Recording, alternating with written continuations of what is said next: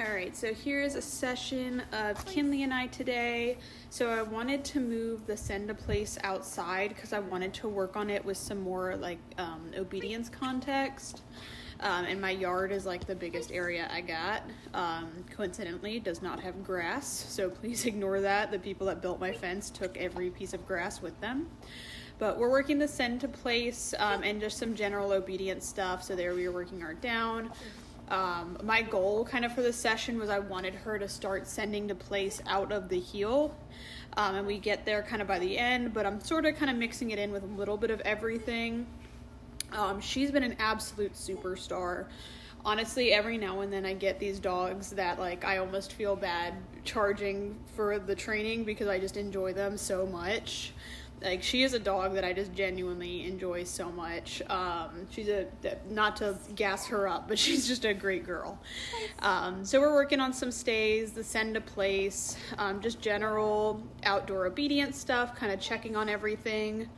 I'm thinking next week we're probably going to start doing some public outings and stuff, like in like a Lowe's or like we have like a weird hardware store here called Home Base. Just because she's doing so well and advancing so quickly that we have some extra time in the program. And when I have extra time, you know, I'm kicking that rock out of the way because if I fall and break the good arm, that might be it for me. But you know, just because we have some extra time, I like to do some more challenging stuff like going into stores. And honestly, her temperament, so I talk a lot about temperament when we're talking about stuff like service dogs or protection dogs and things like that. Temperament is essentially just the dog's personality. And she is a dog that, you know, yes, she has a little bit of some fear in her, but it's not horrible. It's definitely, you know, super manageable. She's a dog that's like got the service dog personality, to be honest. And very few dogs do I see genuinely have that good like ability to do that. So she's kind of like a great example of what you'd be looking for in service dogs. She's very chill. She's very responsive to the training, but she's not so responsive that she's a little psychopath like you might see with like a Malinois or a German Shepherd or some of those more higher energy breeds. But we're working here, so I don't know if you'll be able to kind of hear it because I'm doing the voiceover, but my neighbor's dog, who I believe is named Cujo because they're screaming at it, Cujo, is like violently barking and trying to attack her through the fence. That's why I have a new fence. And so we're just doing some stays and stuff with that distraction. Because, you know, we can't control everyone else's dogs, but we can control our own dogs and train for those situations that are a little bit more stressful for the dog, for the handler, for everybody. So when I do have moments like that where I'm sure my neighbor is like super embarrassed that their dog is attacking the fence, I actually see that as a good thing, because I'd rather work, you know, violent dogs through a fence than without a fence. So I think it's a great distraction. But here we're just going back to the send to place, just doing some fun stuff. We've basically covered all of the basics. So now our primary goals are adding in distance, distraction, and duration. That's part of all of our behaviors. That's how you create stays and everything else. I'm adding in some recalls and things. I try not to do too many recalls, especially when we're in obedience mode, because over time it can kind of damage my stays. So if I'm constantly, oh my gosh, I know what's happening in this part. I'm sorry. There's a playground behind the fence straight ahead, and there was a cat on the roof of it, and he like fell off. The cat is okay. I fed it a bunch of dog food after this, but it was something that was just happening.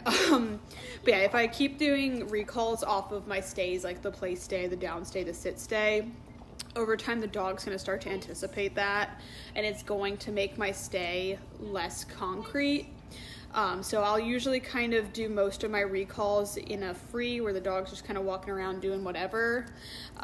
Very rarely do I do recalls out of obedience. It's probably maybe like 2 or 3 out of every 100, you know, stays am I recalling out of, because I really don't want the dogs to be anticipating that. More often than not, if you see the dog coming towards me out of that stay, I'm not recalling, I'm marking with their termination marker. So I have a continuation marker when I'm training, when I'm coming back to the dog and stuff. I say good, and then I'm going to come back and feed you. If I say yes, like I did there, and I'll try to move back away from the dog so it's really obvious that it's different than breaking the position. But yes just means come get your reward. So you can break that position and all that.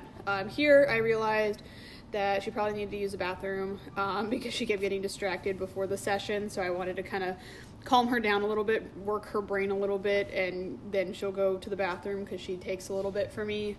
I don't know, if you work with dogs long enough, you start getting this special skill of knowing that the dog needs to poop just mentally. It's like telekinesis. So this was her little brain break, potty break before we started the next section of this training session. Still working on the same stuff for the whole session. I just knew she needed to use the bathroom. And for the most part, we're working off leash on e-collar here.